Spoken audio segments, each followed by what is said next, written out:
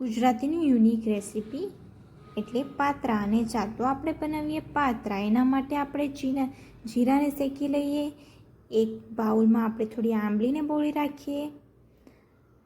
આંબલી એટલા માટે ખાટું અને મીઠું બનાવવા માટે આપણે એક વાટકામાં આપણે થોડું ચોખાનું લોટ લઈ લઈએ, થોડું બેસન લઈ લઈએ, એમાં હળદર, મીઠું, મરચું, ધાણા જીરું એ બધું એડ કરી દઈએ. થોડી ખાંડ પણ એડ કરી દઈએ. ખાંડ આપણે થોડા મીઠાશ લાવવા માટે, તમારા મીઠા પાત્રા ના બનાવવા હોય તો ના નાખો તમે.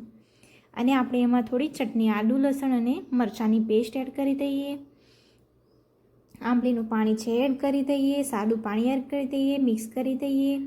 એક ડીશમાં આપણે પાત્રાને મૂકી દઈએ અને આજે આપણે સ્ટફિંગ બનાવ્યું છે એ એડ કરી દઈએ.